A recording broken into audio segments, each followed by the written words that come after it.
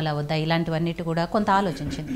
But ఇప్పుడు అలా కాదు, మేము కూడా మా రాజకీయం స్టార్ట్ చేస్తాము, ఇక నా రాజకీయం చూపిస్తానని రేవంత్ రెడ్డి గారు స్టేట్మెంట్ ఇవ్వటము, దాని వెంటనే నాయకులు కూడా చేరిపోవటము, పార్లమెంట్ ఎలక్షన్స్ టైంకో లేకపోతే పార్లమెంట్ ఎలక్షన్స్ అయిపోయిన తర్వాత కానీ చాలామంది సిట్టింగ్ ఎమ్మెల్యేలు కూడా వస్తారు. ఇవన్నీ కూడా కాంగ్రెస్ పార్టీ నాయకులు మాట్లాడడము, బీఆర్ఎస్ పార్టీని మోరల్గా దెబ్బతీయటానికి, రేపు పార్లమెంట్ ఎలక్షన్స్లో వాళ్ళని దెబ్బతీయటం కోసమే ఇలాంటి వ్యాఖ్యలన్నీ చేస్తున్నారు. ఇప్పటికే కవిత అరెస్ట్ విషయంలో కూడా వాళ్ళని కొంత రాజకీయంగా కిందకి దించడానికో దెబ్బతీయడానికి ఇవన్నీ చేస్తున్నారు. ఇప్పుడు ఈ చేరికలు అనేది కూడా అట్లా ఇందాక నరసింహనాయుడు గారు చెప్పినట్టు లాస్ట్ టైం మీరే చెప్పారు చాలా సందర్భాల్లో, ఇలా రాజీనామా చేయకుండా పార్టీలు మారిన వాళ్ళని, ఎథిక్స్ లేకుండా రాజకీయ విలువలు లేకుండా ఉన్న రాజకీయ నాయకుల్ని రాళ్లతో కొట్టి చంపండి అని చెప్పిన సందర్భాలు ఇవాళ ఎలా తీసుకుంటున్నారు మీరు కూడా రాజీనామాలు చేయకుండా?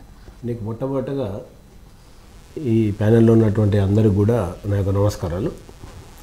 బట్ రేవంత్ రెడ్డి గారు ఒక ఎగ్జాంపుల్గా, అంటే కేసీఆర్ గారు ముఖ్యమంత్రిగా ఉన్నప్పుడు సొంత పార్టీ ఎమ్మెల్యేలను మంత్రులనే కలవడు అనేటువంటి ఏదైతే ఉండేనో దానికి రేవంత్ రెడ్డి గారు సొంత పార్టీ ఎమ్మెల్యేలు మంత్రులతో రెగ్యులర్గా కలుస్తూ అపోజిషన్లో ఉన్నటువంటి పార్టీ ఎమ్మెల్యేలను కూడా వాళ్ళ యొక్క సమస్యలు వినడానికి కలవడానికే వాళ్ళందరినీ కలవడం జరిగింది. అది ఎందుకంటే కేసీఆర్ గారికి రేవంత్ రెడ్డి గారికి ఉన్నటువంటి డిఫరెన్స్. తర్వాత ఇది ఎగ్జాంపుల్, అంటే మా పార్టీ వాళ్ళు పోయినరు కలిసినరు ఫస్ట్నే కలిసిరు అని చెప్పారు, తప్పది. మేము ఫస్ట్ నుంచి కాన్సన్ట్రేషన్ చేసేది ప్రభుత్వం వచ్చిన తర్వాత ధ్వంసం అయిపోయినటువంటి తెలంగాణ 7 లక్షల కోట్లు అప్పు చేసి కాళేశ్వరం ప్రాజెక్టును 94,000 కోట్లు కుప్ప చేసేసి పనికి రాకుండా పోయినటువంటి దాన్ని మళ్ళీ ఎట్లా మనం గాడిలో పెట్టాలని ఒకవైపు అప్పులను ఏ విధంగా గాడిలో పెడుతూ మళ్ళీ ప్రజలకు ఇచ్చినటువంటి 6 వాగ్దానాలు ఏవైతే 6 గ్యారంటీలను ప్రజల దగ్గరకు తీసుకెళ్ళడానికి మా యొక్క కాన్సన్ట్రేషన్, దుబారా ఖర్చులు తగ్గించుకొని చేయడానికి. రెండోది, మీరు ఏదైతే పార్టీలో జాయిన్ చేసుకోవడానికి అంటున్నారు, వచ్చిన మొదటి రోజు నుంచే ఒక 10 డేస్ అయిందో లేదో అప్పటి నుంచే స్టార్ట్ చేశారు, ప్రభుత్వం పడిపోతుంది, ప్రభుత్వం కూలిపోతుంది. కాంగ్రెస్ పార్టీ వాళ్ళు నాకు తెలిసిండి ఇంత బ్రహ్మాండంగా ఇప్పుడున్నంత ఒక్కటే తాటి మీద నడిచేటువంటి ప్రభుత్వం, మంత్రులు మేమందరం కూడా చాలా బ్రహ్మాండంగా పనిచేస్తూ పోతున్నాం, ప్రజల కోసం పనిచేస్తున్నారు అందరూ కూడా. ఎలాంటి పొరపచ్చాలు మా మధ్యాహ్నం లేవు. ఫస్ట్ టైం నేనైతే 90% మంచిగా ఉన్న 10% అనే ఉంటుండే, కానీ ఇప్పుడు 100%. అది మా వాళ్ళందరూ కూడా 10 సంవత్సరాలు ఏ విధంగా బాధపడ్డారో అందరికి అర్థమైంది. కాబట్టి అందరికి అర్థమయ్యి మనము ప్రజలకు చాలా దగ్గరగా ఉన్నాం, ప్రజలకు చాలా వాగ్దానాలు ఇచ్చినాం, ప్రజలకు మన మీద చాలా హోప్స్ ఉన్నాయి. కాబట్టి మనం ఉమ్మడిగా అందరం కలిసి పనిచేయాలనే నిర్ణయానికి వచ్చి అందరూ కలిసికట్టుగా పనిచేస్తున్నారు. ఇలా మా యొక్క మంత్రులు కానీ మా ముఖ్యమంత్రి కానీ 18 గంటలు పనిచేస్తూ ఉన్నారు. ఇది ఇప్పుడు జరుగుతున్నటువంటిది. ఇప్పుడు వీళ్ళు భయపడతా ఉన్నారు ఏంటంటే, మేము ఇప్పుడు 6 గ్యారంటీలు ప్రజల దగ్గరికి తీసుకెళ్ళాలి, వీళ్ళు ఏమైనా మీ ప్రభుత్వం పడిపోతుంది, మీ ప్రభుత్వాన్ని కూల్ చేస్తున్నామంటే, బీజేపీ ఈరోజు కానీ వాళ్ళకున్న 8 సీట్లు బీజేపీకి ఎట్లా పడేస్తుంది? బీజేపీ బీఆర్ఎస్తో పొత్తు పెట్టుకుంటేనే కదా, కలిసి ఉంటేనే కదా, ఇంటర్నల్ గేమ్ ఉంటుంది, అది ఉంటేనే కదా జరిగేది. అంటే బీఆర్ఎస్ను ఒకవైపు ఎంఐఎంను కలిపి మేము ఒక 5-6 సీట్లో 10 సీట్లో వీళ్ళని కూల్ చేస్తే ఒక ఏక్నాథ్ షిండేని తయారు చేయాలనేటువంటి పరిస్థితి బీజేపీ బీఆర్ఎస్ రెండు కలిపి మాట్లాడుకునేది. కాబట్టి ప్రభుత్వం కూలిపోతుంది అనేది పద్ధతిలో ఇద్దరు మాట్లాడుతున్నారు. ఇక్కడ బీఆర్ఎస్ మాట్లాడుతుంది, ఇక్కడ బీజేపీ మాట్లాడుతుంది. నీకు వచ్చి నెల రోజులు కూడా కాలే అప్పటికే స్టార్ట్ చేసేసారు వీళ్ళు. మేమేమో పథకాలు ఏ విధంగా తీసుకెళ్ళాలి, ఇచ్చినటువంటి మాటలను ఎట్లా తీసుకెళ్ళాలని మేము ప్రయత్నం చేస్తున్నాం, అప్పులు కట్టుకుంటూ పోవాలనేది ఒకటి నడుస్తున్నది. రెండోది, వీళ్ళు ఏం చెప్తున్నారు, మా దాంట్లోకైనా ఎవరు పోరు ఎవరు చేయరంటే, మనం ఒక స్కూల్కు అఫిలియేషనే నీకు గవర్నమెంట్ రద్దు చేసిందంటే ప్రజలు రద్దు చేసారు మిమ్మల్ని. అఫిలియేషన్ రద్దు అయినటువంటి స్కూల్లోంచి పిల్లలు ఎవరుంటారు, ఏదో స్కూల్లో వెతుకుంటూ వెళ్ళిపోతారు. ఇప్పుడు పరిస్థితి కూడా అదే. వాళ్ళు చదువుకోవాలనుకుంటే అఫిలియేషన్ రద్దు అయినటువంటి బీఆర్ఎస్ను అక్కడ ఉన్నటువంటి లీడర్లు ఎక్కడికక్కడ వెతుక్కుంటున్నారు. అంటే రద్దు అయిపోయింది. బీఆర్ఎస్ అనేది ధ్వంసం చేసింది, బీఆర్ఎస్ ఇంత అరాచకం చేసింది, బీఆర్ఎస్ ఇంత అహంతో ప్రభుత్వాన్ని నడిపించింది. ప్రజలు ఎప్పుడు కూడా, తెలంగాణ ప్రజలు అహాన్ని ఎప్పుడు కూడా భరించరండి. నువ్వు ఎన్ని వెల్ఫేర్స్ అన్నీ నువ్వు ఇంకే రకంగా నీ ఏ రకమైన హెల్ప్ అని చేయి, కానీ మనం ఇచ్చేటువంటి అహం ఏదైతే మన లోపల వచ్చినట్టు అహం ఉందో ఆ అహాన్ని భరించలేనటువంటి తెలంగాణ ప్రజలు కేసీఆర్ గారికి పార్టీకి బుద్ధి చెప్పారు. ఇవాళ అక్కడ వచ్చేటువంటి ఎమ్మెల్యేలు కానీ అంతకుముందు ఉన్నటువంటి నాయకులు కానీ ఇవాళ మేము కూడా ఎక్కడికక్కడ అంటున్నారు కార్యకర్తలు ఎవరు జాయిన్ అయితే లేరని. మాకు టైం దొరుకుతుంది జాయిన్ చేసుకోవడానికి, మేము టైం ఇస్తలేము అంటే సరిపోతలేదు లైన్. మేము ఏం చెప్తున్నామంటే అందరు కార్యకర్తలు జాయిన్ అవుతుంటే ఇంపార్టెంట్లో 10 మందే జాయిన్ కాండి, మిగతా 100 మందికి 200 మందికి 500 మందికి కన్వలేసేంత టైం మా దగ్గర లేదని చెప్పి మొత్తం లైన్ కడుతున్నారు. ఎందుకంటే అందరికి అర్థమైంది సర్పంచ్లు అండి మొత్తం రాష్ట్ర వ్యాప్తంగా నాశనం అయిపోయినారు. ఇవాళ కాంట్రాక్టర్లకు 52,000 కోట్లు ఇవ్వాలి. ఇలా మనం టెండర్ వేస్తే కూడా టెండర్ కావాలని వచ్చే కాంట్రాక్టరే గతి లేడు. వాడు ఏమంటాడంటే నాకు ముందు ఇచ్చినటువంటి పెండింగ్ బిల్లులు ఉన్నాయి, ఆ పెండింగ్ బిల్లు క్లియర్ చేయండి, మరి ఇప్పుడు మళ్ళీ కొత్త టెండర్ వేస్తే నేను ఎక్కడ పని మనం టెండర్ వేస్తే కూడా డబ్బులు పెట్టి ఇప్పుడు ఈరోజు డబ్బులు ఇస్తే కూడా కాంట్రాక్టర్ వచ్చి పనిచేయలేనటువంటి పరిస్థితి ఉంది.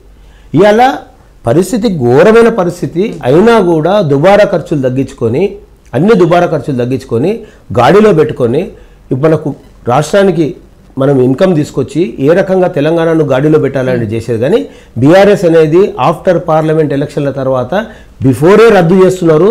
దాని అఫిలియేషన్ క్యాన్సిల్ అయిపోయింది. అక్కడ ఉండేటువంటి స్టూడెంట్స్ అక్కడ ఉండే పరిస్థితి లేదు.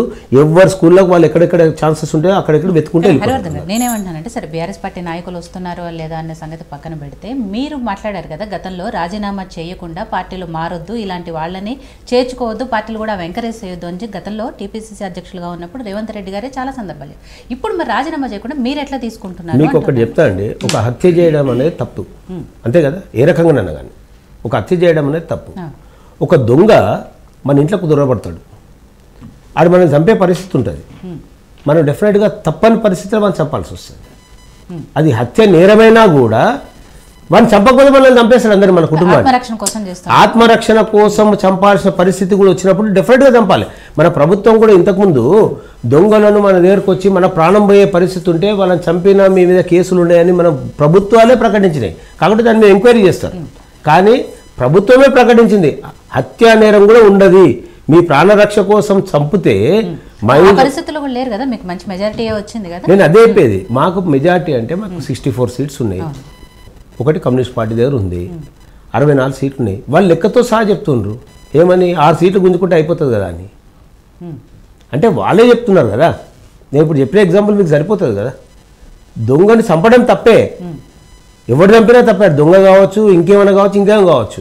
కానీ వాడు మనల్ని చంపే ముందే మనం చంపడం అనేది దొంగతనం కాదు, తప్పు కాదు కదా అంటాను నేను. మాకు ఆ ఉద్దేశం లేదు.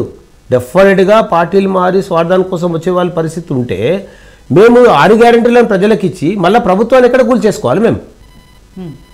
ఆ భయం ఉందా కాంగ్రెస్ పార్టీ? డెఫినెట్గా కదా. ఇవాళ రోజు ఎన్ని రాష్ట్రాలండి, మహారాష్ట్ర ఏం జరిగింది, ఇవాళ బీహార్ ఏం జరిగింది, రాష్ట్రాలను చూస్తున్నాం కదా, మధ్యప్రదేశ్ ఏం జరిగింది, ఎవరితోనో కలుపుకొని ఇవాళ వీళ్ళందరూ కుమ్ముక్కయ్యి వీళ్ళందరూ 3 పార్టీలు ఒకటైతే కాంగ్రెస్ పరిస్థితి ఏంది?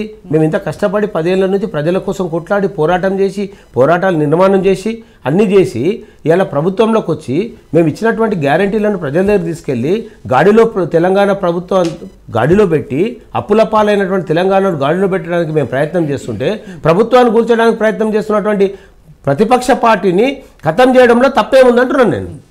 తప్పేమీ లేదు, కానీ రాజీనామా చేయించండి. అక్కడ రాజీనామా చేయించి మళ్ళీ అక్కడ వాళ్ళ ఆ పార్టీ నుంచి నిర్ణయం తీసుకుంటారు. తర్వాత నిర్ణయం తీసుకుంటారు. అది ఏందనేది తర్వాత నిర్ణయం తీసుకుంటారు. బీసీసీగా ఉన్నప్పుడు ఆయన ఏం మాట్లాడారో ఒకసారి విందాము, విన్న తర్వాత మనం మాట్లాడదాం. రేవంత్ రెడ్డి గారు ఏం మాట్లాడారు? రాజీనామా చేయకుండా పార్టీ మారితే రాళ్లతో కొట్టండి, రాళ్లతో కొట్టి చంపండి. గ్రామాలలో అప్పుడప్పుడు చూస్తుంటాం, పిచ్చి కుక్కలు ఊర్లో స్వైర విహారం చేసి ప్రజల్ని కరిస్తే తరిమి రాళ్లతో కొట్టేట్లయితే చంపుతారో వాళ్ళను రాళ్లతో కొట్టించే బాధ్యత నేను తీసుకుంటా, నేనే ముందలుంటా. రాజీనామా చేయకుండా ఇప్పుడు దాన నాగేందర్ గారిని తీసుకుందాం. ఖైరతాబాద్ నుంచి మీ కాంగ్రెస్ పార్టీ నుంచి విజయారెడ్డి గారు అక్కడ ఉంచున్నారు. ఆవిడ కాదని దాన నాగేందర్ గారు బీఆర్ఎస్ పార్టీలో ఉన్నప్పుడే కదా గెలిపించుకున్నారు. అటువంటి ఆయన మళ్ళీ ఇప్పుడు ఆ పార్టీని కాదని కాంగ్రెస్ పార్టీకి వస్తే నాట్ ఓన్లీ దానం నాగేందర్, వీళ్ళందరూ ఎమ్మెల్యేలు 20 మంది, నేను ఏమంటున్నాను ఇంకా 20 మంది ఎమ్మెల్యేలు రావడానికి కూడా రెడీ ఉన్నారు.